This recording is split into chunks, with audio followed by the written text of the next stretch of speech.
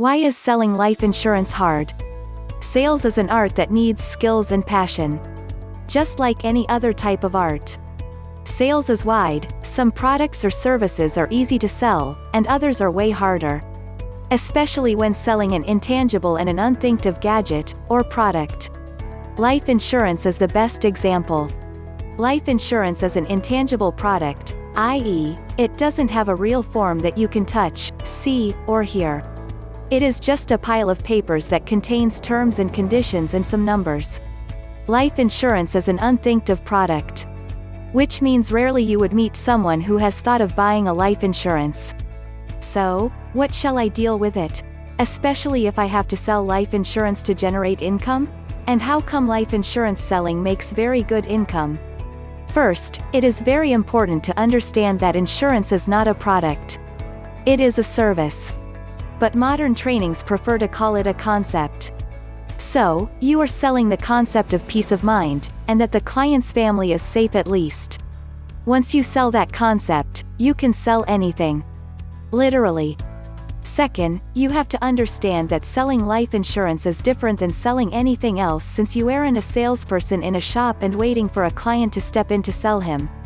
Instead you have to do the prospecting yourself, and try to sell them.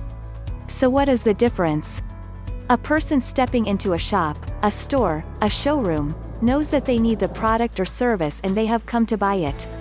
But rarely one will ever think of stepping into an insurance company and buy a life insurance even if they needed it. Most probably they do not estimate or know how much do they need it. So the skilled life insurance salesperson creates a sense of a need and urgency. That Mr. Glenn, you need this life insurance to protect your estate and protect your family in case of death, and you need it now. Life insurance is not easy to sell. Well, yes. A week or two may pass without selling any policy, but once you understand how to sell the concept, and create its urgency and need, life insurance will be much easier.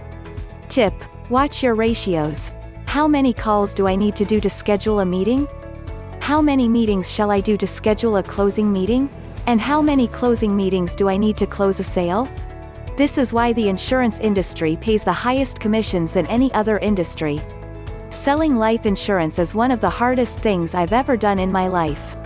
But I've been doing it for over 25 years now. At least at this point, I have a handle on what works and what doesn't. Nobody likes talking about their own death. It's like we have a built-in protective mechanism to avoid the topic. However, if you take a look at other cultures, they had a very realistic view of life and death. The fact that you could die today meant that you should live life to its fullest. Take a stand, be brave, make a difference, make the time you spend on this earth meaningful. It's that warrior spirit that so many people lack these days. I make a point of reminding my clients and prospects of this very fact. When people express interest but postpone buying the product, I remind them that they can't take their mortality for granted. Things happen. I have seen it many times. I say it respectfully and considerately, but I say it.